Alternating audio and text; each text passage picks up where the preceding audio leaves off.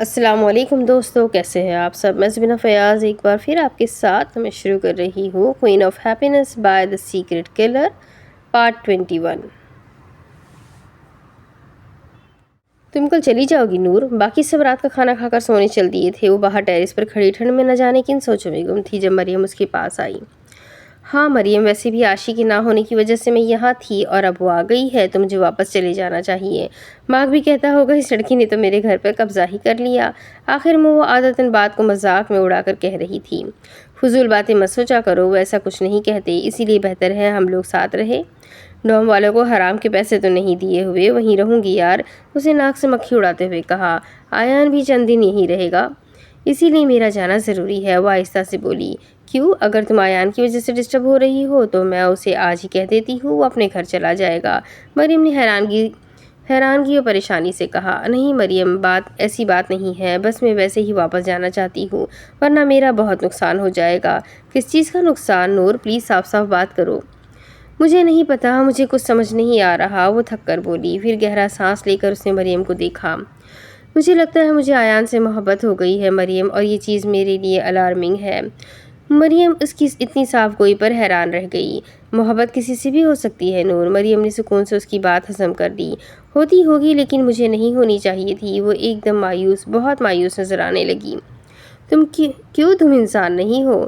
دیکھو مریم، اسلام میں یہ غلط ہے، گویا کہ غیر محرم کو دیکھنا بھی غلط ہے، لیکن میں اتنی اچھی مسلم نہیں ہوں، اور دیکھو میں تو اس سے محبت کرنے لگی ہوں۔ مجھے نہیں پتا کب ایسا ہوا، لیکن اب میں اس سے دور رہنا چاہتی ہوں، اور وہ بھی یقیناً یہی چاہتا ہوگا، کیونکہ ہماری زندگیوں میں زمین آسمان کا فرق ہے۔ اس کی زندگی میں نہ جانے کتنی لڑکیاں ہوں گی۔ نہیں، میں کوئی الزام وغیرہ نہیں لگا رہی، پھر بھی یار، اب میں اس کے سائے کے پیچھے بھاگ رہی ہوں، میں اللہ کی رحمت سے دور ہو رہی ہوں مریم۔ آج سے پہلے نہ اس نے کبھی اس نہج پر سوچا تھا اور نہ کبھی اس سے کچھ کہا تھا، بلکہ وہ تو آگے رہ کر سب کو کورین لڑکوں کی خوبصورتی کا بتاتی تھی۔ اب اسے کچھ ہو رہا تھا، اور جو ہو رہا تھا اسے قطعاً سمجھ نہیں آ رہی تھی۔ اس سے بات کرو، پھر شادی کر لو، اس ساری سچویشن میں آسان حل یہی ہے۔ شادی تو بالکل بھی ممکن نہیں ہے مریم، میرے گھر والے اسی انتظار میں بیٹھے ہوئے ہیں کہ میں یہاں سے پڑھ کر واپس جاؤں اور وہ شیطان کے ایجنٹ کے ساتھ میری شادی کر دے۔ اور تم یہ سوچتی ہو کہ وہ آیان کے لیے مان جائیں گے؟ وہ جیسے ایک دم پھٹ پڑی۔ ہرگز نہیں، میں یہ آپشن اپنی زندگی سے نکال کر آئی تھی کہ میرے لیے کوئی پسند کی شادی اس دنیا میں ایگزسٹ کرتی ہے۔ اوکے کول ڈاؤن، تم کیا چاہتی ہو؟ مریم نے اس سے پوچھا۔ جو میرے بابا چاہتے ہیں، اس کے پاس ہمیشہ والا جواب موجود تھا۔ مریم نے گہرا سانس لیا، کیونکہ اسے نور الفجر سے یہی امید تھی۔ تو پھر آیان کے پیچھے کیوں بھاگ رہی ہو؟ مجھے خود نہیں پتا کیوں اس کے پیچھے بھاگ رہی ہو۔ آج اسے دیکھا تو ایسا لگا جسے وہ ہمیشہ سے ساتھ ہوتا تھا، کسی نہ کسی صورت میں وہ میرے آس پاس ہی ہوتا تھا۔ وہ رکی اور پھر ہنس دی۔ اف مریم، پتا نہیں میں کیا کہے جا رہی ہوں، اگنور کرنا۔ مریم کو آج وہ بہت شکست خوردہ لگ رہی تھی۔ میں تمہارے گھر والوں سے بات کروں گی، مریم نے اسے ہمت دلائی۔ نہیں، ایسا مت کرنا، الٹا مجھ جیسی لڑکی کی دوستی سے محروم ہو جاؤ گی۔ یہ اشارہ تھا کہ وہ بات اپنے تک رکھے۔ اتنا ڈرتی ہو اپنے گھر والوں سے؟ نہیں، بس بابا کا مان نہیں توڑ سکتی۔ بابا کو یقین ہے نور الفجر کو محبت نامی بلا کبھی نہیں چمٹ سکتی، اور دیکھو کیسے آ کر یہ محبت مجھے رسوا کرنے پر تلی ہوئی ہے۔ مجھے پتا ہے کہ میرے ساتھ ایسا کیوں ہو رہا ہے، کیونکہ میری روح پاک نہیں ہے۔ میں اپنی روح کو نہیں جانتی، کبھی اس پر غور نہیں کیا، اسے سنوارنے کی کوشش نہیں کی۔ کیا کوئی ایسا طریقہ ہے جس سے میں اپنی روح کو جان سکوں؟ مریم حیران ہوئی تھی، اور بہت زیادہ ہوئی تھی، کیونکہ اس وقت نور الفجر اصل نور الفجر نہیں لگ رہی تھی۔ اس طرح کی باتوں کی امید کم از کم نور الفجر سے نہیں لگائی جا سکتی تھی۔ نور الفجر ٹھیک نہیں تھی۔ تمہیں پتا ہے روح کیا ہوتی ہے؟ جسم ہمیں نظر آتا ہے، لیکن جان ہمیں نظر نہیں آتی۔ جان میں ہی روح ہے، اور سیانے کہتے ہیں کہ ہماری روح پاکیزہ ہونی چاہیے، اور روحانی زندگی اسی کو کہتے ہیں جس میں انسان کی توجہ جسم کی بجائے روح کی طرف ہو۔ وہ دونوں اندر آ گئی تھی۔ نور نے سینٹرل ٹیبل پر پڑی پلیٹ سے اخروٹ اٹھا کر منہ میں ڈالتے ہوئے الجھن زدہ نظر سے اسے دیکھا، کیونکہ اسے صحیح سے بات سمجھ نہیں آئی تھی۔ اس جسم سے روح تک کا سفر کرنے کے لیے انسان کو بہت سی مشکلات کا سامنا کرنا پڑتا ہے۔ اپنے آپ سے لڑنا پڑتا ہے، اپنوں سے لڑنا پڑتا ہے، اپنی انا سے لڑنا پڑتا ہے، پھر جا کر ہمیں اپنے مقصد میں کامیابی نظر آتی ہے۔ مریم جیسے تہہ در تہہ سارے راز کھول رہی تھی۔ تم اپنی روح کو نہیں جانتی تو اس کے پاک یا ناپاک ہونے کا بھی تمہیں نہیں پتا۔ جسم سے روح کا سفر بہت عجیب سفر ہے جو اپنی ذات سے شروع ہو کر اپنے اندر جا کر ختم ہوتا ہے، ظاہر سے شروع ہو کر باطن میں ختم ہوتا ہے، باہر سے شروع ہو کر اندر جا کر ختم ہوتا ہے۔ باہر کا درد نظر آتا ہے لیکن دل کا درد کوئی نہیں دیکھ سکتا۔ ہم نہیں جانتے کوئی انسان اندر سے کتنا خوش یا اداس ہے، اس کے اندر کیا چل رہا ہے۔ ہم صرف ظاہر کو دیکھتے ہیں، اندر دیکھنے والا تو اللہ ہے۔ ہماری روح میں درد کب پیدا ہوتا ہے؟ وہ صوفے پر بیٹھ گئے اور سنجیدگی سے پوچھا۔ مریم کو وہ شوق پر شوق دی جا رہی تھی۔ اتنے گہرے سوال وہ کبھی نہیں پوچھتی تھی۔ بہرحال مریم نہایت آسان الفاظ میں اسے جواب دے رہی تھی۔ روح کے اندر درد لانے کا طریقہ یہ ہے کہ اس میں اللہ کی تڑپ لائی جائے۔ انسان اپنے اندر جھانک کر ہی اپنے اندر درد پیدا کر سکتا ہے، کیونکہ یہ جسم کا درد نہیں ہے، یہ اعضائے جسم کا درد نہیں ہے، یہ روح کا درد ہے، ہماری روح کی تڑپ ہے، روح کی لگن ہے۔ اور یہ درد، تڑپ اور لگن پتہ ہے کس کے لیے ہونی چاہیے؟ کسی نامحرم کے لیے نہیں، بلکہ اللہ تعالیٰ کے لیے ہونی چاہیے۔ اس میں ریاکاری نہیں ہونی چاہیے۔ جب انسان کو اندر کا درد محسوس ہوتا ہے، اس کی روح میں تڑپ پیدا ہوتی ہے، تب جا کر اسے اللہ کی موجودگی کا احساس ہوتا ہے۔ پھر اسے جسم کے درد سے فرق نہیں پڑتا، وہ اپنا اندر باہر ظاہر باطن سب کچھ اللہ کے حوالے کر چکا ہوتا ہے۔ اس کا ہر کام اللہ کے لیے ہونا شروع ہو جاتا ہے، تب جا کر اس کی روح پاکیزہ ہونا شروع ہوتی ہے۔ اب تمہیں اپنی روح کو جاننا ہے اور اس کو پاکیزہ بنانا ہے، تو سب سے پہلے اللہ کے سوا ہر چیز کی محبت کو دل سے نکال دو، چاہے وہ نامحرم کی محبت ہی کیوں نہ ہو۔ تم بہت اسٹرانگ ہو نور، تم کے پاپ سننا چھوڑ سکتی ہو، ٹرسٹ می تم سب کر سکتی ہو۔ مریم کہتے ہوئے اس کے چہرے کے اتار چڑھاؤ بھی دیکھ رہی تھی۔ میں کوشش کروں گی اپنی روح کو پاکیزہ بناؤں اور جسم سے روح تک کے سفر میں کامیابی حاصل کروں، انشاءاللہ۔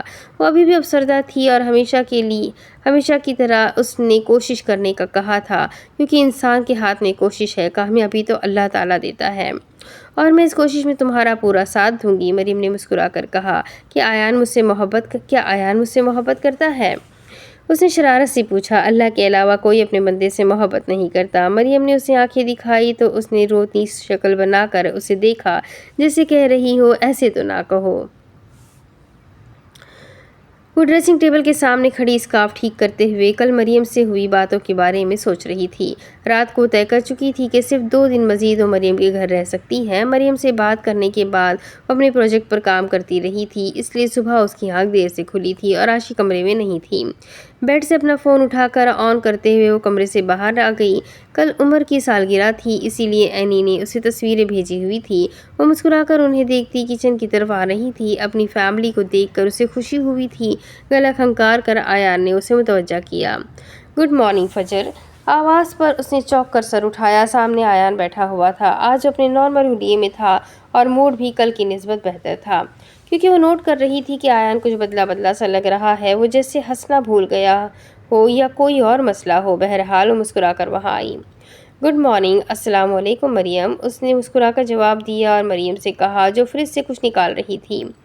کل وہ مریم کے سامنے اقرار محبت تو کر چکی تھی، لیکن اس کے چہرے پر اب اس بات کا شائبہ تک نہ تھا۔ کیسی ہو؟ آیان نے دونوں کونیاں ٹیبل پر رکھ کر پوچھا۔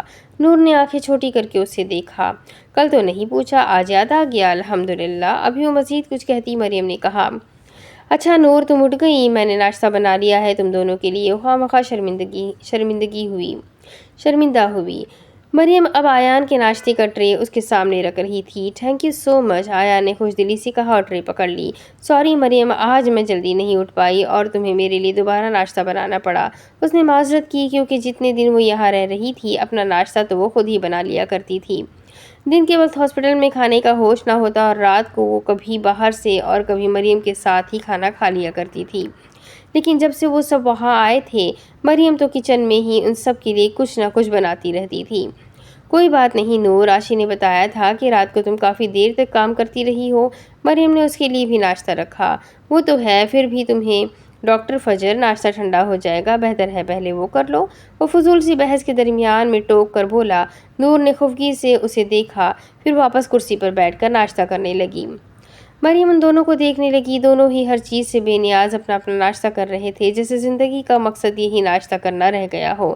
آیان نے مریم کی طرف دیکھا جو نہیں دیکھ رہی تھی، پھر وہ کچھ سمجھ کر وہ مسکرا دیا۔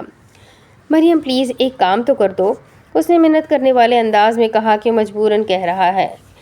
ہاں کہو، مریم نے مسکرا کر پوچھا۔ کمرے میں میرے کپڑے پڑے ہوئے ہیں، وہ پریس کر دو۔ جوس کا گلاس پیتی نور الفجر نے حیرت سے اسے دیکھا۔ قمیص شلوار ہے، آیان نے آنکھیں گھما کر سر اس بات میں ہلایا۔ ٹھیک ہے میں کر دیتی ہوں۔ مریم کی مسکراہٹ میں ذرا کمی نہ آئی اور وہ اسٹور روم کی طرف چل پڑی۔ نور تمہیں کچھ چاہیے تو نہیں؟ نہیں مریم، کچھ چاہیے ہوا تو میں لے لوں گی۔ مریم سر ہلا کر چلی گئی۔ دروازہ بند ہونے تک نور آیان کو گھورتی رہی اور پھر آیان پر برس پڑی۔ تمہیں شرم نہیں آتی مریم کو کام بولتے ہوئے؟ تمہاری نوکر تو نہیں ہے جو تمہیں کپڑے استری کر کے دے۔ ہم یہاں اس کے مہمان ہیں اور اب ہم رحمت کم زحمت زیادہ بن رہے ہیں۔ اپنے کام خود کیا کرو۔ تمہیں کہتا تو کر دیتی، وہ مسکراہٹ روک کر پوچھ رہا تھا۔ ہرگز نہیں، اس نے فوراً کہا۔ وہ کہتا تو کر ہی دیتی، لیکن اسے پتا تھا آیان اسے کبھی نہ کہتا، اسی لیے مریم کو بول دیا۔ اب خوش، ویسے بھی بہنیں بھائیوں کے کام خوش دلی سے کرتی ہے، لیکن تمہیں خود کرنے چاہیے۔ اتنا کام ہوتا ہے مریم کو؟ خود کر لیتا، لیکن وہ کپڑے پتہ نہیں مجھ سے پریس نہیں ہوتے۔ کوئی لڑکی مطلب خاتون کر دے تو میں ان کپڑوں میں ایک ہفتہ بھی گزار سکتا ہوں۔ ڈیڈ نے دیے ہیں تو کسی نہ کسی طرح پہننے لازمی ہے۔ وہ کپڑے استری تو کیا دھو بھی لیا کرتا تھا، کیونکہ ہاسٹل میں رہتے ہوئے اسے ان سب چیزوں کی اچھی خاصی پریکٹس ہو چکی تھی۔ وہ ہمیشہ جینز شرٹ پہنتا تھا اور شلوار قمیض صرف جمعہ کی نماز کے لیے پہنتا تھا، اور ہاسٹل میں اسے جمعہ کے کپڑے روحان پریس کر کے دیا کرتا تھا۔ اس طرح کے کپڑے واقعی وہ پریس نہیں کر سکتا تھا۔ آیان تمہیں کپڑے پریس کرنا نہیں آتے؟ اس نے جیسے افسوس سے کہا کہ اسے بہت ضروری کام کرنا نہیں آتا۔ صرف کاٹن کے نہیں کر سکتا، باقی تو کر لیتا ہوں، اس نے بھی جواباً وضاحت دی۔ نور کو تو خود بھی ٹھیک سے مردوں کے کپڑے پریس نہیں کرنے آتے تھے۔ عمر کے وہ کر لیتی تھی کیونکہ وہ جینز شرٹ پہنتا تھا، لیکن اقبال عالم اور عمیر کے کپڑوں کو اس نے آج تک ہاتھ نہیں لگایا تھا۔ یہ بہت ہی ٹائم ویسٹنگ کام ہے۔ لیکن مریم کو تو نہ بولتے، وہ اب بھی اسی بات پر تھی، اور اب تھوڑا آہستہ سے بولی کیونکہ اسے کون سا کاٹن کے کپڑے استری کرنا آتے تھے۔ تمہیں بھی نہیں آتے اور مجھے بھی نہیں، باقی کوئی گھر پر نہیں ہے، اور پیچھے صرف مریم رہ جاتی ہے۔ اسے نہ بولتا تو کسے بولتا؟ تمہیں کیسے پتہ چلا کہ مجھے کاٹن کے کپڑے پریس کرنے نہیں آتے؟ وہ دونوں اب فضول ٹاپک پر بحث کرنے کے لیے تیار تھے۔ تمہاری شکل پر لکھا ہوا ہے۔ کہاں؟ پیشانی پر، آیان نے ہنس کر جواب دیا۔ ایسی کوئی بات نہیں ہے، مجھے کپڑے استری کرنے آتے ہیں، لیکن میرا دل نہیں کرتا۔ وہ نور الفجر تھی جو سارے کام کر سکتی تھی۔ چند لمحوں کے لیے خاموشی چھا گئی، بڑی عجیب سی خاموشی۔ ان 4 مہینوں میں تم کیا کرتی رہی؟ آیان نے پوچھا۔ یہ انتہائی غیر متوقع سوال تھا، اس لیے نور نے حیرانی سے اسے دیکھا۔ وہ چائے پیتے ہوئے اسے دیکھ رہا تھا۔ کیا کرتی رہی مطلب؟ میں یہاں پڑھنے آئی ہوں تو ظاہر ہے پڑھا ہی ہوگا، اس کے علاوہ مجھے اور کیا کرنا چاہیے تھا؟ اس نے جیسے سوال کا مذاق اڑایا۔ آیان سر نفی میں ہلاتے ہوئے ہنس پڑا۔ یو نو واٹ، ایک اور شخص بھی کوریا واپس آ رہا ہے، اور وہ کچھ یاد کرتے ہوئے بتا رہا تھا۔ واپس آنے سے پہلے میری اس سے ملاقات ہوئی تھی، اور وہ انسان مجھے ہمیشہ نیگیٹو وائب دیتا ہے، جسے میں نے اس کا قرضہ دینا ہو۔ کون آ رہا ہے؟ ناشتے سے ہاتھ روک کر اس نے پوچھا۔ شہریار حسن سے ملاقات ہوئی تھی، اس نے بتایا، جلدی وہ یہاں واپس آ رہا ہے۔ وہ ہمیشہ غیر متوقع جملے بولتا تھا۔ نور کو سمجھ آ گئی تھی، لیکن اب شہریار بیچ میں کہاں سے آ گیا؟ تم اس سے کیوں ملے؟ وہ بے چینی سے پوچھ رہی تھی۔ دنیا بہت چھوٹی ہے فجر، کبھی کبھی راستے میں ایسے لوگ مل جاتے ہیں جنہیں آپ دیکھنا نہیں چاہتے۔ ویسے سنا ہے تم دونوں شادی کرنے والے ہو۔ وہ اپنا ناشتہ ختم کر چکا تھا اور شاید نور کو ناشتہ کرنے کے قابل نہیں چھوڑنا چاہتا تھا۔ تمہیں کیسے پتا؟ تم نے انکار نہیں کیا، اچھی بات ہے۔ وہ جیسے اپنا اندازہ درست ہونے پر خوش ہو رہا تھا۔ نور کا منہ تک جاتا ٹوس والا ہاتھ ہوا میں ہی رک گیا۔ وہ کہنا چاہ رہا تھا، اس میں انکار کرنے والی کون سی بات ہے؟ اس نے غیر محسوس انداز میں ٹوس واپس رکھا۔ کیا واقعی تم اس سے شادی کرنے والی ہو؟ نور کے ہاتھ لرزے تھے۔ وہ اتنے مشکل سوال کیوں کرتا تھا؟ ہاں بابا کی یہی مرضی ہے۔ آیان کے دل کو کچھ ہوا، وہ اسے کچھ بھی کہنے کے قابل نہیں چھوڑ رہی تھی۔ اور تمہاری کیا مرضی ہے؟ نور نے نظر اٹھا کر اسے دیکھا، آنکھوں میں بے بسی تھی۔ میری؟ آیان نے اس بات میں گردن ہلائی کہ ہاں تمہاری، جو بابا کی مرضی ہے۔ اس نے لہجے کو پر اعتماد بنانے کی اپنی سی کوشش کی تھی۔ اس کا سر جھک گیا۔ وہ جوس کے گلاس کو دیکھتے ہوئے اس کے بولنے کا انتظار کر رہی تھی۔ تم کسی اور میں انٹرسٹڈ نہیں ہو؟ اس نے ایسا کچھ कुछ भी पूछने का नहीं सोचा था, लेकिन वो पूछ चुका था। वो रिजेक्शन के लिए हरगिज़ तैयार नहीं था, इसीलिए दिल बड़ी स्पीड से धड़कने लगा। मसलन, उसने आयान की आंखों में देखते हुए पूछा। मसलन मैं, उसने साफ़गोई से कहा। वो थक कर गहरा सांस लेकर रह गई। मैं नहीं जानती। हाथों को भींचकर उसने गोद में रख लिया। क्यों? वो बहुत आस से पूछ रहा था। नूर बेचैनी से उठ खड़ी हुई, गला साफ करके संजीदगी से उसे देखा। तो गर्दन उठाकर उसे ही देख रहा था।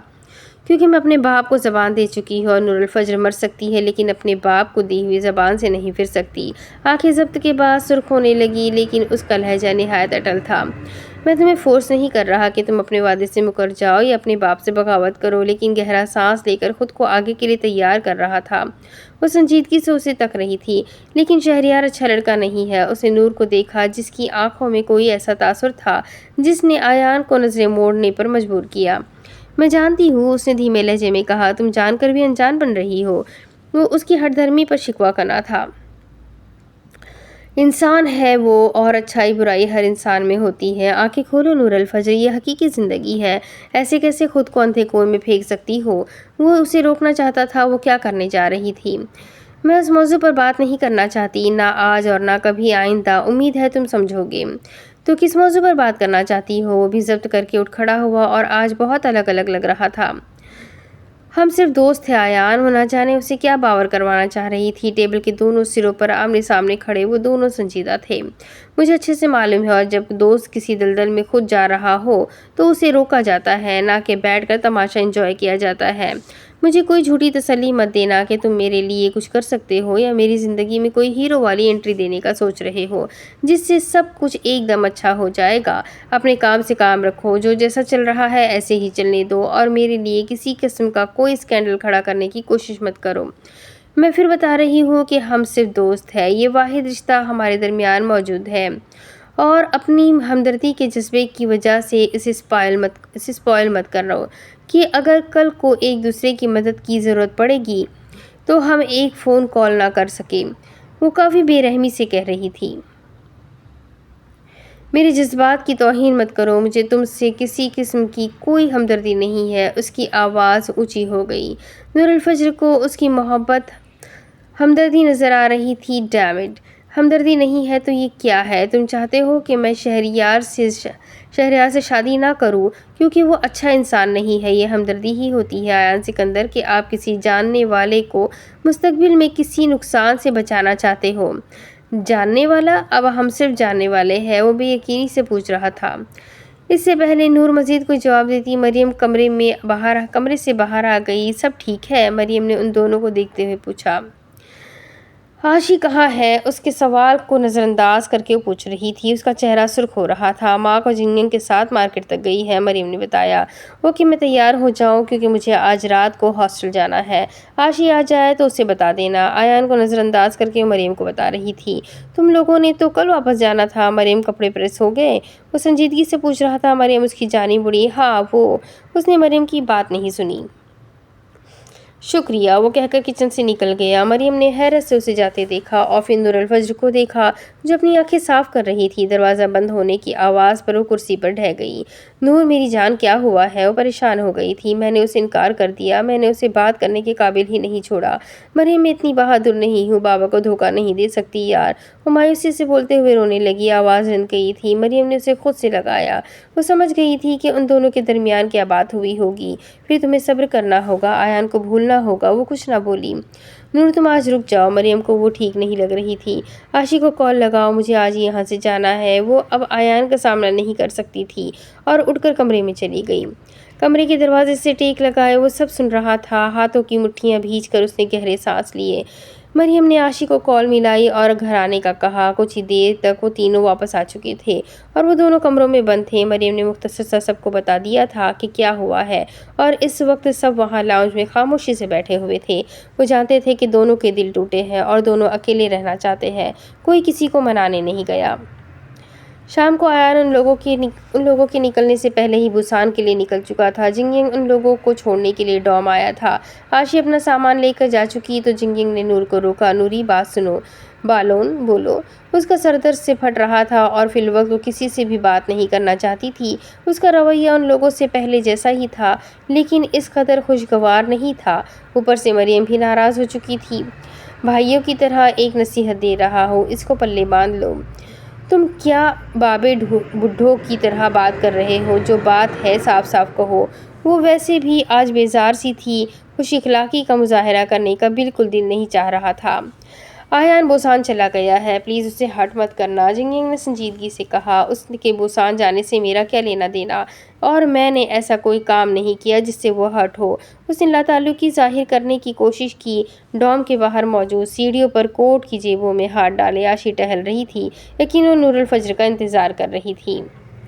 تم اندھی ہو یا ناٹک کر رہی ہو؟ وہ ایک دم سے تلخ ہوا تو نور حیران رہ گئی۔ اگر وہ 300 سے زیادہ کورین ڈرامے نہ دیکھ چکی ہوتی تو یقیناً جنگ ینگ کا رویہ اسے نارمل لگتا، لیکن وہ جانتی تھی کہ کورین کب کیسے کس طرح غصے کا اظہار کرتے ہیں۔ نہ میں اندھی ہوں اور نہ میں ناٹک کر رہی ہوں۔ اگر آیان کو انکار کی وجہ سے تم ڈسٹرب ہو رہے ہو تو میں معذرت کرتی ہوں، اور تم اس وجہ سے ہمارے درمیان کی اچھی بات چیت کو ختم کرنا چاہتے ہو تو شوق سے کرو، مجھے فرق نہیں پڑتا۔ اس نے کہہ دیا کیونکہ ماضی میں بھی سارے دوست اسی طرح کی چھوٹی چھوٹی باتوں کی وجہ سے چھوڑ جاتے تھے۔ اب وہ چلا جاتا تو بھی نور الفجر کی زندگی رکنے والی نہیں تھی۔ وہ پرسکون رہنے کی کوشش کر رہی تھی لیکن دماغ یوں ہتھوڑے برسا رہا تھا جس سے وہ بھی نور کے رویے سے نالا ہو۔ وہ اپنا بیگ گھسیٹ کر آگے بڑھ گئی۔ تمہیں نظر کیوں نہیں آتا کہ وہ انسان تم سے محبت کرتا ہے؟ جنگ ینگ جھنجھلا کر بولا۔ اس کے قدم زنجیر ہوئے، وہ واپس پلٹنا بھول گئی۔ وہی محبت جس سے وہ ہمدردی کہہ رہی تھی، وہ خدایا، اس کی زندگی پہلے ہی بہت پیچیدہ ہے، پلیز تم تو اس کے ساتھ ایسا مت کرو۔ کیا کیا ہے میں نے اس کے ساتھ؟ بالون، میں نے اس سے اظہار محبت کیا ہے یا میں اسے شادی کرنے کی قسمیں کھا چکی ہوں؟ بولو، اب چپ کیوں ہو؟ وہ چیخ کر بولی۔ آشی جو سیڑھیوں پر کھڑے ہو کر اسے ہی دیکھ رہی تھی، فوراً ان کے پاس آئی۔ کبھی کبھی سب کچھ کہنے کے لیے نہیں ہوتا بلکہ بہت کچھ نظر آ جاتا ہے، بہت کچھ محسوس کیا جاتا ہے۔ تم نے اظہار محبت نہیں کیا لیکن محبت تو تم بھی کرتی ہو۔ ہم سب اندھے نہیں ہیں ڈاکٹر۔ دکچیو جنگ ینگ، دکچیو، وہ غصے سے چلائی۔ جنگ ینگ ٹھیک کہہ رہا ہے نور، حقیقت سے منہ موڑ کر تم بھی تو خوش نہیں رہو گی۔ ہم تمہارے گھر والوں سے بات کریں گے۔ آشی نے بھی جنگ ینگ کا ساتھ دیا اور نور کا پارا 7ویں آسمان پر چڑھ گیا۔ اگر تم لوگ چاہتے ہو جو تھوڑا ٹائم یہاں رہتا ہے وہ میں تم لوگوں کے ساتھ اچھے سے گزاروں تو پلیز آج کے بعد میرے اور آیان کے ٹاپک پر دوبارہ بات مت کرنا، ورنہ نتائج کے ذمہ دار تم لوگ خود ہوں گے۔ وہ سختی سے ان دونوں کو باور کروا رہی تھی۔ اور وہ جو اتنی آس لگائے بیٹھا ہوا ہے، آشی کہہ رہی تھی۔ نور کے دل کو کچھ ہوا۔ اس نے آیان کا نقصان کر دیا تھا اور بہت زیادہ کر دیا تھا۔ وہ جانتی تھی آیان نے ان دونوں کو نہیں بھیجا، وہ دونوں اپنی طرف سے کوشش کر رہے ہیں، لیکن وہ اپنی بات پر قائم نہیں تھی، اپنی بات پر قائم تھی ہے اور رہے گی۔ آئی ڈیم کیئر، وہ بے حسی سے بولی۔ فار گاڈ سیک نور، کیا بول رہی ہو؟ کیوں آیان کے ساتھ ایسا کر رہی ہو؟ جنگ ینگ غصے میں جتنا اونچا بول سکتا تھا وہ بولا تھا۔ میں نے کیا کیا ہے آیان کے ساتھ؟ میں نے اسے کبھی بھی خود کی طرف سے پازیٹیو سائن نہیں دیے۔ ہم اچھے دوست ہیں اور رہیں گے، بس بات ختم۔ تم لوگ کیوں بات پکڑ کر بیٹھ گئے ہو؟ اتنی بڑی باتیں مت کرو نور، تم بھی اب اسے دوست نہیں سمجھتی، تم اس سے محبت کرتی ہو۔ ہاں کرتی ہوں محبت۔ کیا کرو گے تم؟ بولو، میرے گھر والوں سے بات کرو گے یا خود رشتہ لے کر میرے گھر جاؤ گے؟ ایک بات یاد رکھنا تم دونوں، اگر میرے گھر تک ایسی کوئی خبر پہنچی تو میں خودکشی کر لوں گی، اور ذمہ دار کون ہوگا تم لوگ جانتے ہو۔ وہ غصے سے ان دونوں کو سنا کر اپنا بیگ اٹھا کر اندر کی طرف چلی گئی۔ انہوں نے آنکھوں سے تواتر سے بہنے لگے۔ وہ رونا نہیں چاہتی تھی لیکن روئے بغیر چارہ بھی نہیں تھا۔ دل ٹوٹا تھا، اسے دل کے ٹکڑے جوڑنے میں وقت لگنا تھا۔ وہ ارد گرد سے بے خبر ہو روتے ہوئے چلتی جا رہی تھی۔ ملال ہے مگر اتنا ملال تھوڑی ہے، یہ آنکھ رونے کی شدت سے لال تھوڑی ہے، بس اپنے واسطے ہی فکر مند ہے سب لوگ، یہاں کسی کا خیال تھوڑی ہے۔ پروں کو کاٹ دیا ہے اڑان سے پہلے، یہ خوف ہجر ہے، شوق وصال تھوڑی ہے۔ مزہ تو تب ہے کہ ہار کے بھی ہنستے رہو، ہمیشہ جیت ہی جانا کمال تھوڑی ہے، لگانی پڑتی ہے ڈبکی ابھرنے سے پہلے، غروب ہونے کا مطلب زوال تھوڑی ہے۔ پروین شاکر۔ اپنے ڈوم میں پہنچنے تک اس کی ہمت جواب دے چکی تھی۔ کارڈ ڈال کر دروازہ کھولا اور سیدھا اپنے کمرے میں گئی۔ سیلینا اور ہکاری کچن میں تھی لیکن وہ ان کی طرف بھی نہیں گئی اور وہ دونوں حیران ہی رہ گئی۔ اس کے کچھ ہی دیر بعد آشی بھی آ گئی جو جوتے اتار کر بھاگ کر ان دونوں سے سلام دعا کی اور پھر نور کے کمرے میں آئی۔ نور، تمہارے مسئلے کب ختم ہوں گے؟ جن ینگ سے بدتمیزی کرنے کی کیا وجہ ہے؟ وہ تو بس ایک دوست کی طرح بات کر رہا تھا۔ کمرے میں آتے ہی آشی بنا یہ دیکھے کہ وہ رو رہی ہے اس پر برس پڑی۔ آشی پلیز خاموش ہو جاؤ، میرا سر درد سے پھٹا جا رہا ہے۔ وہ گرنے والے انداز میں اپنے بیڈ پر لیٹ گئی۔ تمہیں کیا لگتا ہے صبح ایان سے جو کہا، اس سب کے بعد میں سکون میں ہوں؟ جن ینگ سے بدتمیزی اسی لیے کی کیونکہ میں ہوں ہی بدتمیز۔ اب خوش؟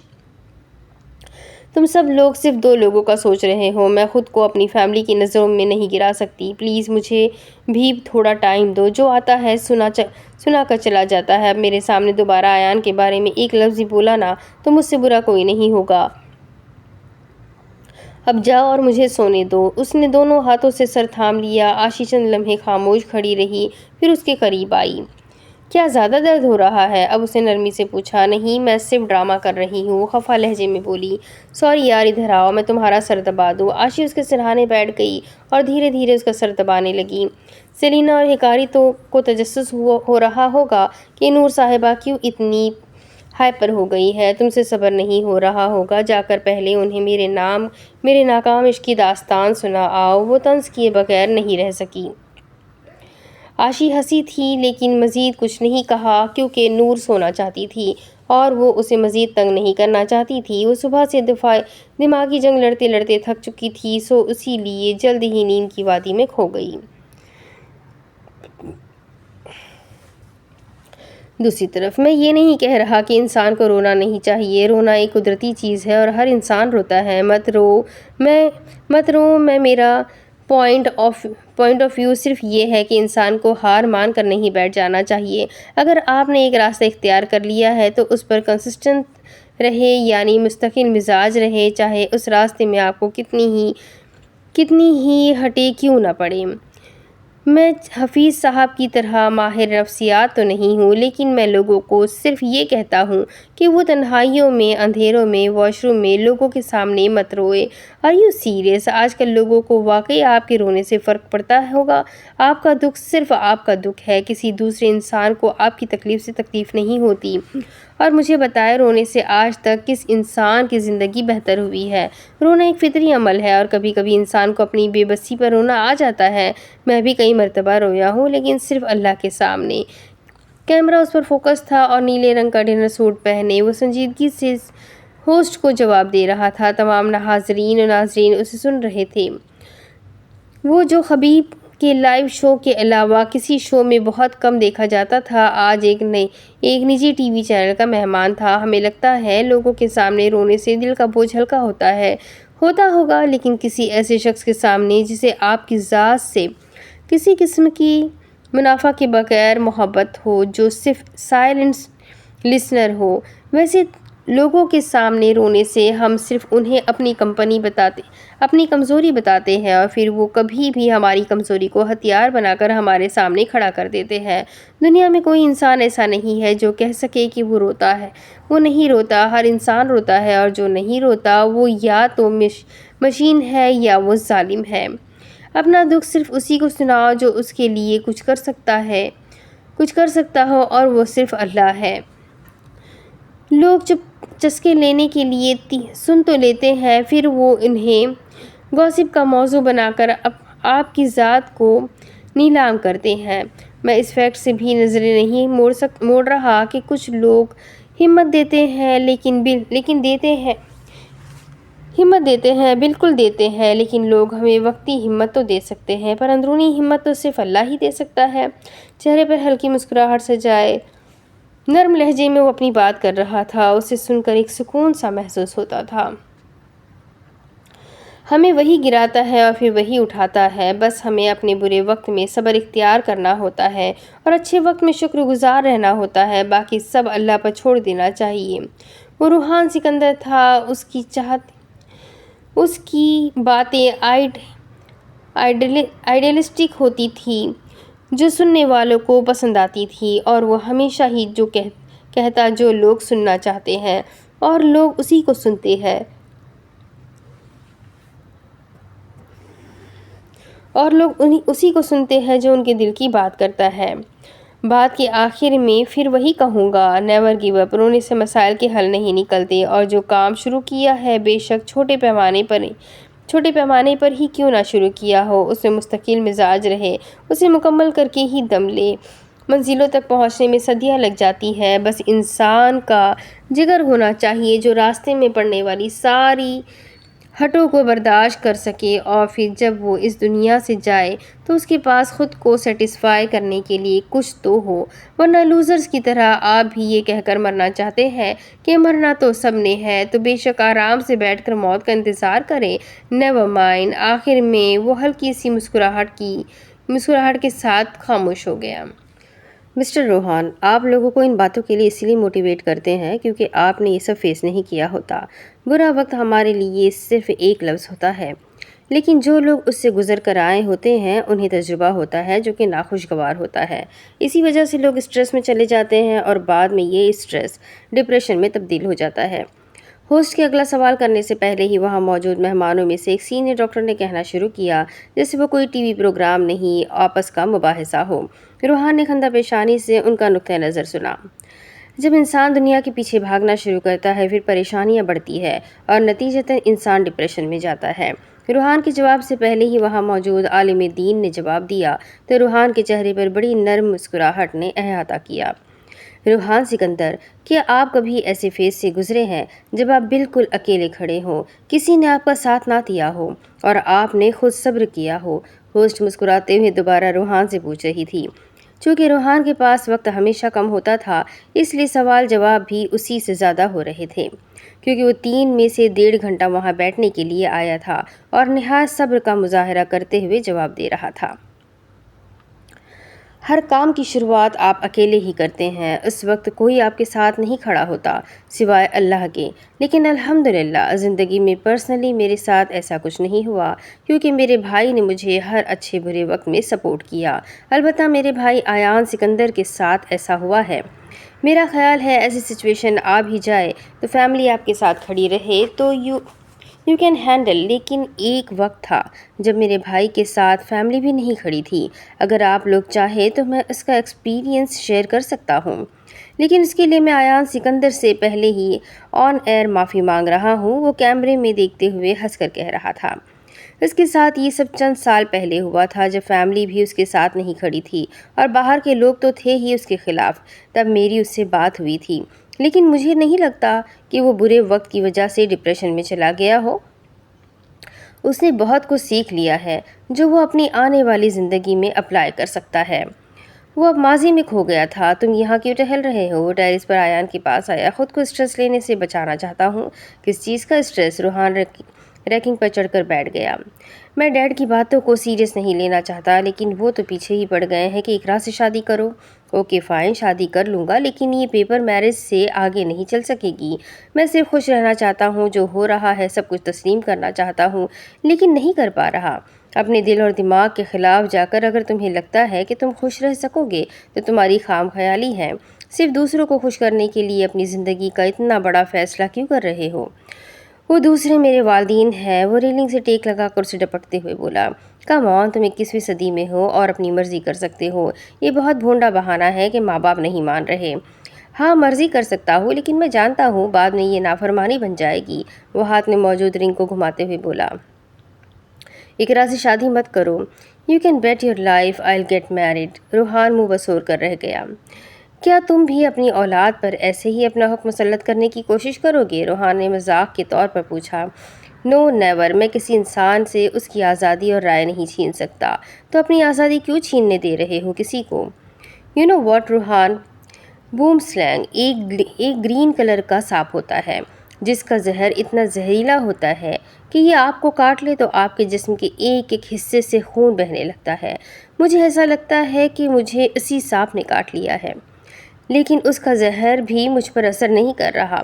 میں اندر سے تو ختم ہو رہا ہوں، لیکن میرا خون بہنا بھول گیا ہے، یا شاید میرے اندر سے خون ہی ختم ہو گیا ہے اور اس کا سارا زہر میرے دماغ پر اثر کر رہا ہے۔ آخر میں وہ زخمی سا ہنسا۔ اسٹریس کسے کہتے ہیں؟ روحان نے بات بدل دی۔ میں ماہر نفسیات نہیں ہوں، ورنہ تمہیں اس کی ڈیفینیشن بتا دیتا۔ وہ اسی انداز میں بولا، تم نے کہا کہ تم اسٹریس لینے سے بچنا چاہتے ہو، میں اس اسٹریس کا پوچھ رہا ہوں۔ میں ہر طرح کے سر درد سے بچنا چاہتا ہوں۔ وہ 2 دن پہلے ڈاکٹر کے پاس گیا اور اس سے سر درد کی شکایت کی تو اس نے کہا کہ مجھے کلسٹر ہیڈ ایک ہے۔ میں نے ایسے ہی کہہ دیا کہ مجھے آنکھوں کے قریب شدید درد ہوتا ہے اور میری آنکھیں سرخ ہو جاتی ہیں، جس سے لوگ سمجھتے ہیں کہ میں روتا ہوں، اسی وجہ سے آنکھوں اور ناک سے پانی بہتا ہے، جیسے تم نے کہا کہ رونے کی وجہ سے فلو ہو گیا ہوگا وغیرہ۔ یہ سب اسی لیے تھا کہ دماغ کی اندرونی نسوں میں خون کا پریشر بڑھ گیا تھا جو آنکھوں میں نظر آ رہا تھا۔ اب ختم ہو گیا ہے اور میں اسی طرح کے عجیب سر درد کو اسٹریس کہتا ہوں۔ ایسا لگتا ہے ہمالیہ کے پہاڑوں کو سر پر اٹھایا ہوا ہے، وہ روحان کو دیکھتے ہوئے کہہ رہا تھا، اور وہ تو آیان کے ڈاکٹر وزٹ پر ہی حیران تھا۔ مائیگرین، آدھے سر کا درد، اوہ کم آن، تمہیں پتہ ہے مجھے مائیگرین سے بہت ڈر لگتا ہے۔ اور نہیں ہے مجھے مائیگرین، ڈاکٹر نے کنفرم کر دیا تھا۔ وہ روحان کے اندازے پر حیران ہی ہوا۔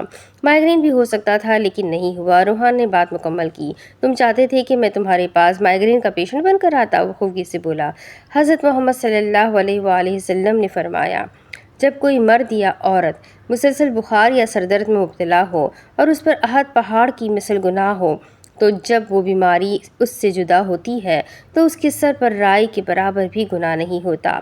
وہ جمپ لگا کر نیچے اترا اور آیان تک آیا۔ واہ آیان، تمہارے تو سارے گناہ معاف ہو گئے۔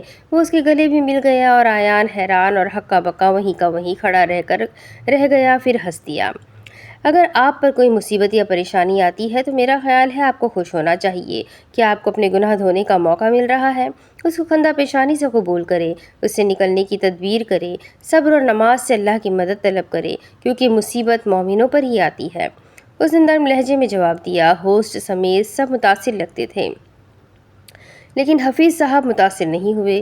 اس نے آیان کے اسٹریس والی بات نہیں بتائی تھی، بس اس کے سر درد اور حدیث کا حوالہ دے کر بات ختم کی تھی۔ اب ہر کوئی آپ کی طرح اللہ سے اچھے تعلق تو نہیں رکھتا مسٹر روحان، اور ایک چیز ہوتی ہے جسے حقیقت پسندی کہتے ہیں۔ اگر آپ مذہب کو سائڈ پر رکھ کر اپنی بات کو جسٹیفائی کریں تو بہتر رہے گا۔ پہلی بات کہ میرا نام روحان سکندر ہے۔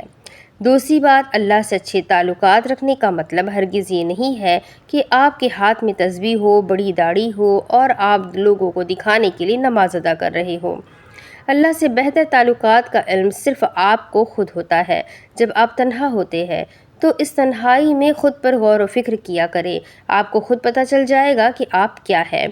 میں جو کام نہیں کر سکتا اسے اللہ پر چھوڑ دیتا ہوں، پھر وہ کام جانے اور میرا اللہ جانے۔ تیسری اور اہم بات، آپ نے فرمایا کہ مذہب کو سائڈ پر رکھ کر بات کروں، تو حضرت میرے لیے مذہب ہی سب کچھ ہے، جسے میں نے ڈسکور کیا ہے، اسے کیسے سائڈ پر رکھوں؟ اسلام کے بغیر تو روحان کچھ بھی نہیں ہے، اور اسے سائڈ پر رکھنا میرے لیے ناممکن ہے، کیونکہ میں آج جو بھی ہوں صرف اور صرف میرے مذہب کی وجہ سے ہوں، ورنہ میں کیا، میری اوقات کیا، یہ سب اللہ کا ہی تو کرم ہے، ورنہ مجھے اگلے لمحے ذلیل کرنے کا اختیار بھی میرے اللہ کا ہے۔ وہ خوبصورتی سے کہہ رہا تھا۔ تالیوں کی گونج سے اس کی حوصلہ افزائی کی گئی تھی۔ اب ہوسٹ ڈاکٹر حفیظ سے سوال کر رہی تھی اور وہ ان کی ڈاکٹری زبان سن کر خاصا بور نظر آ رہا تھا، لیکن اسے بہرحال بیٹھے رہنا تھا، نہ جانے علیزے کیسے یہ سب پڑھتی ہے۔ ایک جگہ ٹک کر بیٹھنا اس کے لیے دنیا کا مشکل ترین کام تھا، کیونکہ وہ بھاگ بھاگ کر کام کرنے والوں میں سے تھا۔ عالم دین اور مشہور ماہر نفسیات سے سوال جواب کرنے کے بعد بریک کا وقت ہوا اور اس نے ہوسٹ سے کہہ دیا کہ صرف 20 منٹ مزید وہ بیٹھا رہ سکتا ہے، اس کے بعد وہ چلا جائے گا۔ چاہ نہ چاہ ہوسٹ کو ماننا ہی پڑا۔ وقفہ ختم ہوا اور ہوسٹ ایک مرتبہ پھر اس کی طرف متوجہ ہوئی۔ اگر آپ کو پتہ چل جائے کہ یہیں بیٹھے بیٹھے آپ کی کمپنی میں آگ لگ گئی ہے تو آپ کیا کریں گے روحان سکندر؟ آپ کے منہ میں خاک ڈالوں گا؟ وہ جل کر سوچ کر رہ گیا، پھر مسکرا کر بولا، آپ کے خیال میں مجھے کیا کرنا چاہیے سنبل؟ اس نے ہوسٹ سے پوچھا۔ صبر، ہوسٹ نے ہنستے ہوئے پر اعتماد انداز میں کہا، تو آڈینس نے پھر تالیوں سے اس گفتگو کو سراہا۔ You really don't know the meaning of صبر، وہ مسکرایا۔ اگر مجھے پتہ چل جائے کہ میری کمپنی میں آگ لگ گئی ہے تو مجھے یہاں بیٹھ کر صبر نہیں کرنا چاہیے کہ وہ پوری جل جائے اور روحان سکندر بعد میں افسروں کی طرح جا کر اپنے نقصان پر بیٹھ کر روئے اور کوئی ایکشن لے۔ میں جائے وقوع پر پہنچ کر پہلے اس بات کی یقین دہانی کروں گا کہ کوئی جانی نقصان تو نہیں ہوا۔ اگر جانی نقصان ہو جائے تو؟ ڈاکٹر حفیظ نے اس کی بات کاٹ کر پوچھا تو وہ ایک مرتبہ پھر احترام میں ضبط کر گیا۔ پھر ان کی مغفرت کی دعا کی جائے گی تاکہ وہ اس کے بعد کی زندگی آسانی سے گزار سکے۔ چونکہ آگ میں نے نہیں لگوائی تو ڈیڈ باڈیز کا الزام بھی میرے سر بالکل نہیں جائے گا۔ وہ سب لاجواب ہو گئے تھے۔ میں صبر تب کرتا جب سب کچھ ختم ہو جاتا، چونکہ آپ نے یہ نہیں بتایا کہ کون سی کمپنی کو آگ لگی ہے اور کتنے حصے کو آگ لگی ہے۔ مطلب میرے پاس کچھ نہ کچھ بچ جائے گا۔ آپ کے سوال کے مطابق میں پوری طرح دیوالیہ نہیں ہوا تو میں پھر سے محنت کر کے اس حصے کو ٹھیک کرنے کی کوشش کروں گا، اور اگر آپ یہ توقع کر رہی ہیں کہ ایسی صورتحال میں میرے ہاتھ پیر پھول جائیں گے یا میں ایگزاسٹڈ ہو جاؤں گا تو آپ کو غلط لگ رہا ہے۔ اللہ نے ہمیں ایسی صورتحال میں استعمال کرنے کے لیے دماغ دیا ہے، نہ کہ صرف اس کا وزن اٹھانے کی ذمہ داری ہمیں سونپی ہے۔ I hope you got my point۔ اس نے مسکرا کر ہوسٹ کو دیکھا کہ اب اس کے جانے کا اعلان کر دے، کیونکہ اس سے زیادہ وہ بھی صبر نہیں کر سکتا تھا۔ دوسری طرف بس سے اتر کر تقریباً وہ بھاگتے ہوئے ریسرچ انسٹی ٹیوٹ کی طرف جا رہی تھی۔ اسے ریسرچ پیپر آج رات تک جمع کروانا تھا اور وہ ابھی تک اسے مکمل نہیں کر سکی تھی۔ بلڈنگ تک پہنچ کر اس نے بیک پیک اتارا تاکہ اپنی ID کارڈ دکھا کر اندر جا سکے، لیکن نور الفجر کے پیروں تلے سے اس لمحے زمین نکلی جب سارا بیگ خالی کرنے کے باوجود بھی اسے ID کارڈ نہیں ملا۔ کام ڈاؤن نور الفجر، یہی ہوگا۔ وہ اتنی سی بات پر رونا نہیں چاہتی تھی، لیکن ID کارڈ پاس نہیں تھا اور وہ وقت ضائع بھی نہیں کر سکتی تھی۔ وہ گہرے سانس لیتے ہوئے پینک ہونے لگی، واٹر بوتل منہ سے لگائی اور سارا پانی پی گئی۔ بس رونا نہیں تھا، ID کارڈ ہی تھا، منگوا لے گی یا خود لے آئے گی۔ ناٹ اے بگ ڈیل، ہاں بالکل ناٹ اے بگ ڈیل۔ سامان سمیٹ رہی تھی جب اس کے ہاتھ کے پاس کینڈی سٹک گری۔ رک کر اس نے سر اٹھایا اور اسے دیکھا جس کے منہ میں ویسی ہی کینڈی تھی۔ اف، یہ کورین کینڈی کھاتے ہوئے بھی کیوں پیارے لگتے ہیں۔ وہ سر جھٹک کر رہ گئی۔ اس کا لالی پاپ اٹھا کر اسے پکڑانا چاہا تو وہ اس کے پاس ہی بیٹھ گیا۔ میں کوئی مدد کروں؟ میں نے مدد مانگی، وہ اکھڑے ہوئے انداز میں بول کر سارا سامان ٹھوسنے والے انداز میں بیگ میں ڈالنے لگی۔ وہ کورین وہی تھا جو اسے اسٹار فیلڈ لائبریری میں ملا تھا۔ نور نے اسے آسانی سے پہچان لیا تھا۔ میرا ID کارڈ لے جائے، باقی میں ہینڈل کرتا ہوں۔ وہ رکی اور تعجب سے اسے دیکھا۔ تمہیں کیسے پتا کہ میرا ID کارڈ نہیں ہے؟ وہ حیرت سے پوچھ رہی تھی۔ اب وہ ڈاکٹرز کا کوٹ پہنے، فریم لیس گلاسز پہنے اتنا بھی برا نہیں لگ رہا تھا کہ اس سے بات ہی نہ کی جائے۔ جس اسپیڈ سے بھاگ کر آپ یہاں تک آئی تھی، مجھے تو ایسا ہی لگا کہ اپنے بوائے فرینڈ کو رنگے ہاتھوں پکڑنے آئی ہے، لیکن یہاں پر رکا ہوا دیکھ کر میں نے اندازہ لگایا کہ ID کارڈ کا مسئلہ ہو گیا۔ ID کارڈ مسئلہ کر گیا، وہ اب کہتے ہوئے اٹھ کھڑا ہوا۔ نور الفجر بھی اسے گھورتے ہوئے اٹھ کھڑی ہوئی۔ اگر اسے مدد کی ضرورت نہ ہوتی تو وہ اسے بتاتی کہ وہ کون سے بوائے فرینڈ کو رنگے ہاتھوں پکڑنے آئی ہے۔ بہرحال اس کا کارڈ اس نے تھام لیا۔ واپس کہاں کرنا ہے؟ وہ کارڈ الٹ پلٹ کر دیکھ رہی تھی۔ شاید یہ آج پہلی مرتبہ دیکھا ہے۔ ED میں آ جانا، ایریا B میں ملوں گا۔ کینڈی واپس منہ میں رکھتے ہوئے وہاں سے چلا گیا۔ وہ حیرت سے اسے جاتا ہوا دیکھتی رہی۔ نور الفجر نے ID کارڈ پر اس کا نام دیکھا تو پاک چومن لکھا ہوا تھا۔ شکریہ پاک۔ وہ تیز سے چلتی اس کا ID کارڈ مشین سے ٹچ کرتی اندر بڑھ گئی۔ شام تک اس کا کام ختم ہو گیا تھا، لیکن ابھی ڈوم جا کر اسے ریسرچ پیپر آخری مرتبہ دیکھنا تھا۔ اس سب سے ضروری چومن کا کارڈ شکریہ کے ساتھ واپس کرنا تھا۔ وہ کیفے گئی اور 2 کافی مگ لیے اور پاک کے لیے 2 لالی پاپ بھی اٹھا لیے۔ ایمرجنسی ڈپارٹمنٹ آ کر اس نے پاک چومن کے بارے میں سب سے پوچھا، لیکن کسی کو نہیں پتا تھا کہ وہ کہاں ہے۔ وہ ایک وارڈ میں جا کر اس کو تلاش کر رہی تھی۔ یا اللہ، اب اس کو کہاں ڈھونڈوں؟ وہ جھنجھلاہٹ سے بڑبڑائی۔ کئی ینگ ڈاکٹرز اس وقت ڈیوٹی پر تھے، لیکن اسے پاک نہیں ملا۔ شاید وہ کسی کلاس میں ہو، لیکن نور کے پاس اب کلاسز میں جا کر اسے ڈھونڈنے کا وقت نہیں تھا۔ वो थक कर अपना सामान एक बेंच पर रखती पेपर ग्लास लेकर फिल्टर तक गई ताकि पानी पी सके। अपना सामान उठाकर वो बस जाने लगी जब उसे एक बूढ़े आदमी के पास पार्क बैठा नजर आया। वो शुक्र करती उस बेड तक आई। पाक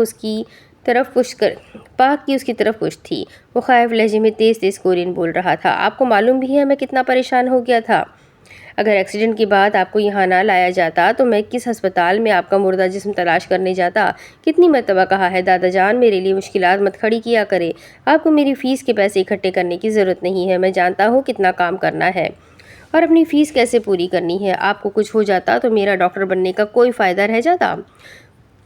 वो पट्टी करते हुए अपने दादा को गालिबन डांट रहा था। नूर उस बेड के करीब आई। मिस्टर लॉलीपॉप, उसने गला खंकार कर उसे पुकारा जैसे वो उसके असल नाम से वाकिफ नहीं थी। ओह डॉक्टर राप। वो पलटा और मुस्कुराकर उठ खड़ा हुआ, फिर उसकी तरफ आया। काम हो गया आपका? वो पूछ रहा था। हाँ और तुम्हारा शुक्रिया। उसने मुस्कुराकर कॉफ़ी का गिलास और शॉपर में बंद कैंडी उसकी तरफ बढ़ाई और फिर अपने कोट की जेब से उसका ID कार्ड निकाल कर उसे दिया। तुम्हारे दादा जान? उसने बूढ़े की तरफ इशारा करते हुए पूछा। हाँ ये मेरे दादा जान हैं। इन्हें जब मुझसे मिलने का दिल करता है तो छोटा मोटा एक्सीडेंट करवा कर यहाँ आ जाते हैं। पैकेट के अंदर से लॉलीपॉप निकाल कर उसने रैपर उतार कर हंसते हुए कहा। उनका एक्सीडेंट हुआ? क्या आप ठीक है? ज़्यादा तो नहीं लगी? अपना ग्लास साइड टेबल पर रखकर वो उनकी तरफ बढ़ी।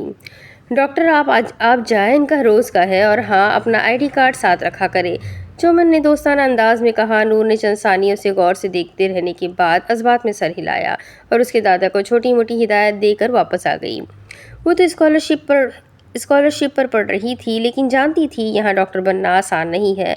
अपने अकाउंट की रकम देखकर उसे थोड़ा सुकून हुआ। वो पाक चौमन की फ़ीस भर सकती थी। इस काम को कल पर छोड़ती वो अस्पताल से बाहर निकली। वो अप्रैल में चंद दिनों के लिए बुसान भी जा रही थी। उसके लिए भी तैयारी करनी थी। बस में सवार होने के बाद उसने कॉफ़ी ख़त्म की, आशी को अपने डॉम जाने के बारे में आगाह किया और बाहर देखने लगी। कभी कभी अल्लाह वहाँ से मदद भेजता है जहाँ से गुमान भी नहीं किया जा सकता। पाक चौमन भी आज वैसी ही मदद थी, वरना उसे कोई जुगाड़ लगाना पड़ता और अगर वो ना लगा सकती तो वापस डॉम जाकर अपना ID कार्ड लाना पड़ता और उसका काफ़ी वक्त ज़ाया होता। उसकी वजह से वो बच गई। अब उसका फ़र्ज़ था उसकी वहाँ से मदद करती जहाँ से उसने गुमान भी ना किया हो और उससे नूरुल फज्र को ऐसी खुशी मिलती जिसका कोई नामुल बदल नहीं था। तुम्हें हुआ क्या है आयान? पहले तुम 4 महीने गायब रहे और 2 माह से तुम बिल्कुल बुझ कर रह गए हो। बुसान से कहीं भी नहीं जाते। सब ठीक तो है? अपनी अपॉइंटमेंट तक तुमने कैंसिल करवा दी है। ये क्या कर रहे हो अपने साथ? जिंगिंग मार्च पास्ट करता हुआ उससे पूछ रहा था। उसके अंदाज से लग रहा था कि वो निहायत गुस्से में है। नूर और आयान के टॉपिक पर उस दिन के बाद वाकई किसी ने कोई बात नहीं की थी। सब अपनी ज़िंदगियों में मसरूफ़ हो गए थे। काम पर फोकस करने की कोशिश कर रहा हूँ लेकिन तुम जब आते हो मेरा सर खाना शुरू कर देते हो और कोई काम नहीं है तुम्हें। लैपटॉप स्क्रीन से नज़रें हटाकर वो थोड़ा चिड़चिड़ा होकर बोला। जिंगिंग एक लम्हे के लिए रुका और फिर उसके पास आकर बैठ गया। अपनी जॉब की वजह से तुम इस कदर परेशान नहीं हो सकते, कुछ और हुआ है ना? वो राजदारी से पूछ रहा था। आयान ने सामने देखते हुए गहरा सांस लिया। मैं जब भी खामोश होता हूँ तुम ये नतीजा क्यों निकाल लेते हो? क्योंकि तुम बोलते हुए अच्छे लगते हो। फजूल बोलो, लड़ो, डांटो, लेकिन ऐसे चुप ना रहो। हो गया तुम्हारा मेलोड्रामा, अब जाओ और मुझे काम करने दो। और हाँ, फजर की वजह से तो बिल्कुल भी खामोश नहीं रहता, लिहाजा गलत अंदाजों से परहेज़ करना। वो सर झटक कर काम की तरफ मुतवज्जा हुआ। जिंगिंग ने हार नहीं मानी और उठकर किचन में आया।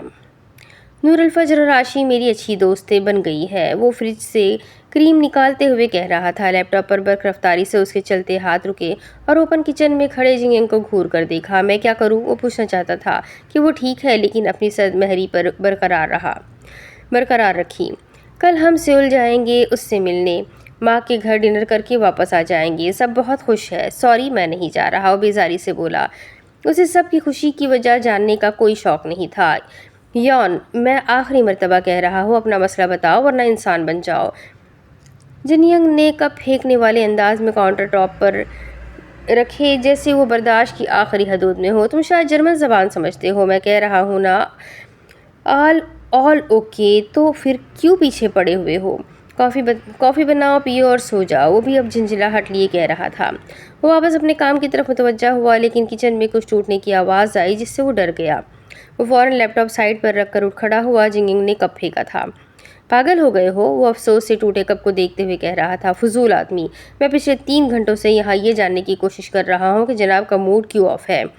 आखिर इस खामोशी का राज क्या है? और तुम मुझे कह रहे हो कॉफ़ी बनाओ, पियो और सो जाओ। मुझे ही किसी डायन ने मशवरा दिया था जो तुम्हारे साथ मगजमारी कर रहा हूँ।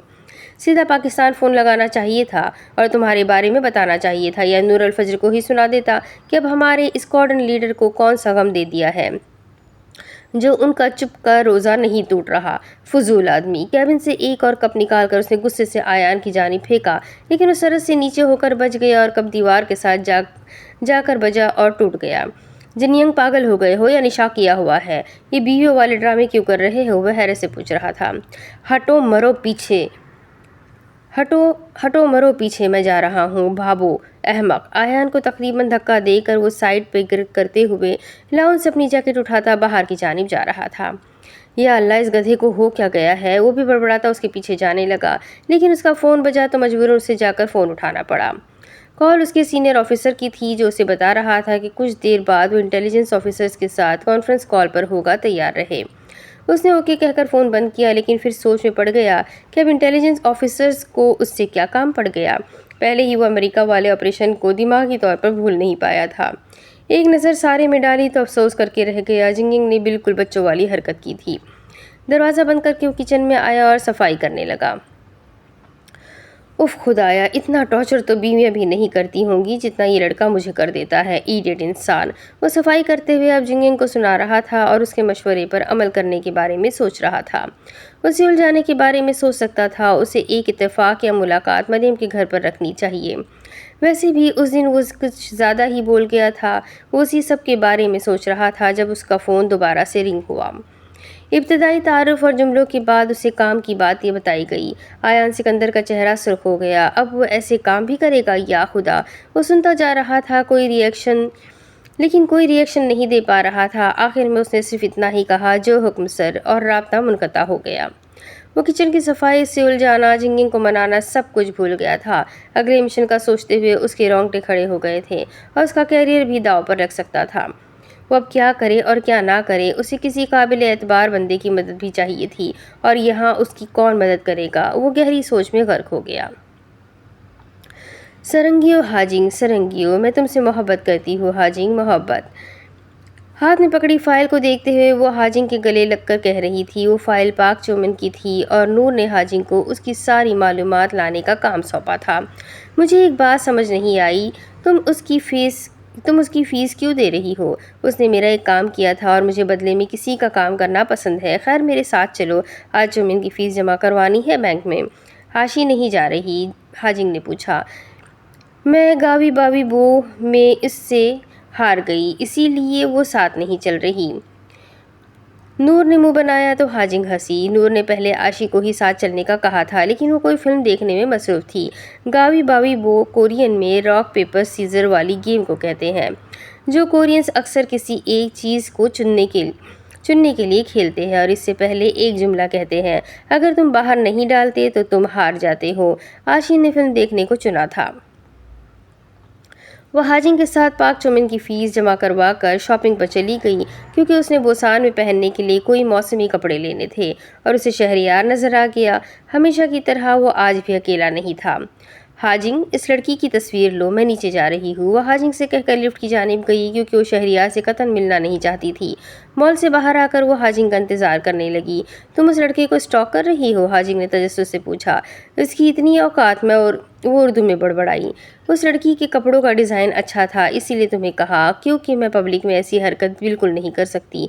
वो उसे वजाहत दे रही थी। वो दोनों टैक्सी करके वापस डॉम पहुंची थी। आगे आशी गुस्से में टहल रही थी। कितने पैसे लगाए? आशी कमर पर हाथ रखे थानेदारों के अंदाज में पूछ रही थी। 70,000, इस बेजारी से मोहताज जवाब दिया। उसके पैसों को लेकर बहुत परेशान रहती थी। आशी उसके पैसों को लेकर बहुत परेशान रहती थी। उसे लगता था कि नूर अल-फज्र बहुत गलत जगह पैसे लगाती है, और नूर को आशी की परेशानी पर परेशानी होती थी, क्योंकि पैसा तो हाथ की मैल है, आज है कल हो ना हो। یقیناً پاکستانی، آشی نے گویا پچکارتے ہوئے پوچھا تو وہ ہنس کر رہ گئی اور اس بات میں سر ہلایا۔ یعنی 4.25 لاکھ وون۔ آشی نے فوراً کورین کرنسی میں پیسے تبدیل کیے۔ اس میں کون سی بڑی بات ہے آشی؟ وہ جھنجھلا کر کچن میں آ گئی جہاں ہاجنگ چائے بنا رہی تھی۔ کوریا کے لوگ چائے کافی چینی کے بغیر پیتے ہیں، لیکن آشی اور نور نے ہاجنگ کو پاکستانی چائے کی لت لگائی تھی۔ وہ بھی چینی ڈالتی تھی اور ان دونوں سے زیادہ ڈالتی تھی۔ آشی پیچ و تاب کھا کر رہ گئی کہ اس لڑکی کا کچھ نہیں ہو سکتا۔ ہینگسن اسٹیشن میں گہما گہمی عروج پر تھی، جہاں SNU کی 20 ڈاکٹرز پر مشتمل ٹیم پہنچ چکی تھی۔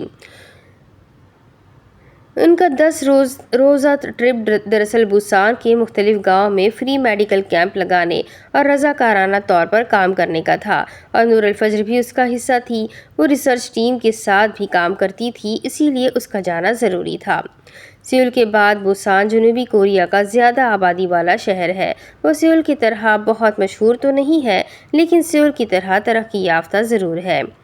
KTX ٹرین کا انتخاب ان سب نے باہمی مشاورات سے کیا تھا، کیونکہ یہ ٹرین جلد انہیں بوسان پہنچا دیتی، ورنہ 5 گھنٹوں کے لمبے سفر کے بعد وہ کسی گاؤں کا دورہ نہیں کر سکتے تھے۔ اور اس ٹرین کا سفر نہایت آرام دہ اور لگژری تھا۔ انہوں نے 2nd کلاس سے سفر کرنا تھا، کیونکہ اس سب کا خرچہ انتظامیہ اٹھا رہی تھی کہ KTX بلٹ ٹرین کوریا میں سب سے تیز چلنے والی ٹرین ہے، جو نہایت کم وقت میں منزل تک پہنچتی ہے۔ وہ بھی سب کے ہمراہ اپنا ٹکٹ پکڑے ٹرین میں سوار ہوئی۔ اس کے ساتھ ڈاکٹر لیزا تھی، جو اٹلی سے آئی تھی اور اس کے ساتھ ہی PhD کر رہی تھی۔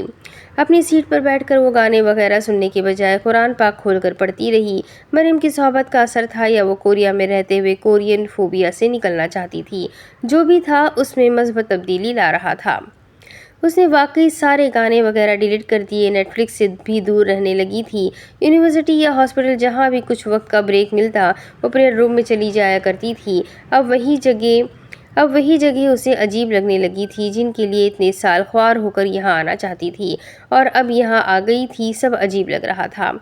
یہ حیران کن بات نہیں ہے کہ جنوبی کوریا میں تقریباً 45% لوگ کسی مذہب کو نہیں مانتے، لیکن باقی مذاہب کے لوگوں کو ہر طرح کی مذہبی آزادی ہے۔ کوریا میں عیسائیوں کے لیے چرچ بھی ہے، یہودیوں کے کلیسا اور گرجا گھر بھی ہے، اور مسلمانوں کے لیے مسجدوں کا بھی بہترین انتظام ہے، جہاں جمعے کے روز بڑے اجتماع ہوتے ہیں۔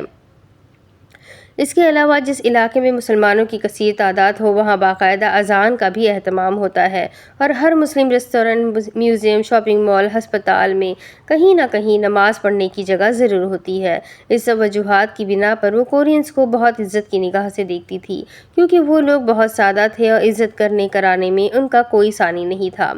وہ سادہ تھے، لیکن نہیں جانتے تھے دل کی خوبصورتی بڑی نعمت ہوتی ہے، اور جس خوبصورتی کے پیچھے بھاگ کر وہ سرجریز کرواتے ہیں، اس کی کوئی وقت نہیں ہے۔ اتنا زیادہ ترقی یافتہ ہونا بھی کبھی کبھی خطرناک ہوتا ہے کہ آپ کے پاس کرائسس نام کی چیز نہیں ہے، اور اگر ہے تو وہ خود ساختہ ہے۔ کوریا میں لوگ صرف اسی وجہ سے خودکشی کرتے ہیں کہ وہ خوبصورت نہیں لگ رہے، اور اسی وجہ سے کئی K-pop اسٹارز نے بھی خودکشی کی ہے۔ اس کے ساتھ لیزا بیٹھی ہوئی تھی، اور نور کو پڑھتے ہوئے دیکھ کر اس نے بھی اپنے ہیڈ فونز چڑھا لیے تاکہ وہ ڈسٹرب نہ ہو۔ نور کو یہ چھوٹی چھوٹی باتیں بہت محسوس ہوتی تھیں۔ وہ واقعی لوگوں کی ان چھوٹی چھوٹی کوششوں سے خوش ہوتی تھی۔ لیزا گانے سنتی رہی اور وہ سورہ مریم بما ترجمہ پڑھتی رہی۔ تقریباً 2.5 گھنٹے کے سفر کے دوران وہ بوسان پہنچ چکے تھے۔ گوماؤ لیزا، شکریہ لیزا۔ اسٹیشن سے باہر نکلتے ہوئے اس نے جھک کر لیزا کا شکریہ ادا کیا۔ کیوں؟ لیزا نے حیرت سے پوچھا۔ تمہیں معلوم ہے کس لیے؟ وہ مسکرا کر اس کے ساتھ چلنے لگی۔ آنیا، ویلکم۔ ویسے میں نے تو صرف اندازہ لگایا کہ تم اپنی کوئی مقدس کتاب پڑھ رہی ہو، اور میں ہرگز تمہیں ڈسٹرب کر کے گناہ گار نہیں ہونا چاہتی تھی۔ لیزا بھی سمجھ کر ہنس پڑی۔ وہ دونوں اپنا سامان ڈھکیلتی باقی سب تک آئی، جو اب ٹیکسی ڈرائیورز سے حساب کتاب کر رہے تھے۔ سنیں لیزا، مجھے 10 دن کے لیے کار رینٹ پر لینی ہے۔ دراصل میں پہلی مرتبہ یہاں آئی ہوں تو فری وقت میں گھومنا چاہتی ہوں۔ ہاں تو لے لو، کیا پیسوں کا مسئلہ ہے؟ نہیں، مجھے ڈرائیور بھی چاہیے۔ تمہیں کار چلانا نہیں آتی؟ لیزا حیرت سے پوچھ رہی تھی۔ اس نے نفی میں سر ہلاتے ہوئے شانے اچکائے۔ اب وہ کیا کہتی، اتنی سست تھی کہ کبھی سیکھنے کی ضرورت ہی محسوس نہیں کی۔ چلو کوئی مسئلہ نہیں، یہاں ڈرائیور بھی مل جاتے ہیں، لیزا اس کے ساتھ ٹیکسی میں بیٹھتے ہوئے بولی۔ پھر انہوں نے اپنے ہی ٹیکسی ڈرائیور سے رینٹ پر ٹیکسی لینے کے بارے میں معلومات لی۔ کوریا میں کئی طرح کی ٹیکسیاں چلتی ہیں اور ہر ٹیکسی کا اپنا کوڈ ہوتا ہے۔ کالے رنگ کی ٹیکسی کا مطلب ہے کہ ڈرائیور تجربہ کار ہے لیکن رائڈ نارمل سی ہوگی۔ سفید ٹیکسی کا مطلب ہے کہ ڈرائیور مہارت یافتہ ہے اور رائڈ تھوڑی مہنگی ہوگی۔ بہرحال آدھے گھنٹے بعد وہ میرائن ویل ہوٹل میں موجود تھے جہاں فریش ہونے کے بعد انہیں اپنے کام پر نکلنا تھا۔ اس کے حصے میں ڈبل روم آیا تھا جس میں ایک ہی بیڈ تھا اور ظاہری سی بات ہے اسے وہ کسی کے ساتھ شیئر کرنا تھا اور لیزا کے علاوہ فی الحال کوئی مناسب نہیں تھا۔ سو وہ اور لیزا اپنا سامان لیے کمرے میں آ گئی۔ کمرہ ویسا ہی تھا جیسا کسی 5 اسٹار ہوٹل میں ہونا چاہیے۔ چھوٹی سی راہداری عبور کرنے کے بعد کمرے کا منظر واضح ہوتا تھا۔ ڈبل بیڈ اور اس کے سامنے موجود LED، بائیں جانب باتھ روم اور ٹوائلٹ تھا اور دائیں جانب ٹیرس تھا۔ گلاس ڈور کے ساتھ ایک میز اور 2 کرسیاں بھی سیٹ کی گئی تھی۔ LED کے ساتھ ہی کاؤنٹر تھا جس پر چائے، کافی بنانے کا سامان اور کافی میکر بھی رکھا ہوا تھا اور اس کے نیچے روم ریفریجریٹر بھی تھا، یعنی ضرورت کا سامان انہیں وہاں میسر تھا۔ اچھی طرح کمرے کا جائزہ لینے کے بعد وہ دونوں تھک کر بیڈ پر بیٹھ گئی۔ آج کا دن ٹف ہونے والا ہے، لیزا نے کہا۔ بہت زیادہ زندگی ہی ٹف ہے۔ خیر، شاور لے کر فریش ہو جاتے ہیں۔ ایسا کرو تم جا کر نہا لو، میں کچھ دیر آرام کر لوں۔ جل جا، شب بخیر، نور نے اسکارف کھولتے ہوئے کہا۔ وہ ان لوگوں میں سے تھی جن کے لیٹتے ہی نیند ان پر مہربان ہو جاتی ہے۔ لیزا نے بھی اسی پر اکتفا کیا اور اپنا بیگ کھول کر کپڑے نکالنے لگی۔ بیڈ کے ایک سائیڈ پر بیٹھ کر نور نے فون دیکھا تاکہ عاشی کو بتا دے کہ وہ ہوٹل پہنچ چکی ہے۔ اسے میسج آیا اور میسج کرنے والے کا نام دیکھ کر ایک لمحے کو وہ ساکت ہوئی۔ اس نے میسج کھولا اور پڑھا، welcome to Busan, we are here, کسی بھی چیز کی ضرورت ہو تو بتانا، ہم ایک کال کی دوری پر ہیں۔ آیان کا میسج تھا اور اسے شک نہیں تھا کہ عاشی نے ہی اسے بتایا ہوگا۔ وہ کتنی ہی دیر ویسے ہی بیٹھی رہی۔ اے نور، تم نے سنا نہیں ہے؟ لیزا حیرانگی سے پوچھ رہی تھی۔ نور نے چونک کر اسے دیکھا اور پھر بیڈ سے اٹھ کھڑی ہوئی۔ جلدی سے عاشی کو میسج کر کے بتایا کہ وہ کہاں جا رہی ہے۔ پہلے میں نہا لوں، 2 منٹ میں شاور لے لوں گی، سچ میں مجھے 2 گھنٹے کے لیے کہیں جانا ہے۔ اس نے اپنا بیگ کھولا اور جو کپڑے ہاتھ میں آئے وہ لیے باتھ روم میں چلی گئی۔ لیزا ہکا بکا سی وہیں کھڑی رہ گئی۔ لیزا، تم نے میرے لیے ڈرائیور کا انتظام کرنا تھا، فوراً سے کر دو پلیز۔ وہ واپس کمرے میں آئی اور بیگ سے شیمپو نکالنے کے بعد اسے کہہ کر دوبارہ سے غائب ہو گئی۔ لیزا بے اختیار ہنسی۔ نور الفجر ایسے ہی تو نہیں سارے بیچ میں پسند کی جاتی تھی، کوئی تو بات تھی اس میں۔ وہ اس کے لیے ٹیکسی بک کرنے لگی جو وہ 10 دن استعمال کرنا چاہتی تھی۔ سفید والی ٹیکسی۔ نور کی آواز آئی، وہ مہنگی ہوگی۔ لیزا نے بھی ہانک لگائی، میں پے کر دوں گی۔ وہ پھر سے بولی تو لیزا نفی میں سر ہلا کر رہ گئی۔ اف، نور الفجر اور اس کی شاہ خرچی۔ اب اس کے آگے کی کہانی میں آپ کو اگلی قسط میں سناتی ہوں کہ آگے اس ناول میں اور کیا ہونا باقی ہے۔ بہت پیارا ناول، بہت انٹرسٹنگ ناول ہے، تو جلدی سے چینل کو سبسکرائب کر دے، ویڈیو کو لائک کر دے، اپنے کانٹیکٹس میں سے ضرور شیئر کرے اور کمنٹ کر کے مجھے بتائے کہ آپ کو کیسا لگ رہا ہے۔ اگلے ویڈیو میں پھر ملتے ہیں، تب تک کے لیے اپنا خوب سارا خیال رکھیں، مجھے بھی دعا میں یاد رکھیں۔ اللہ حافظ۔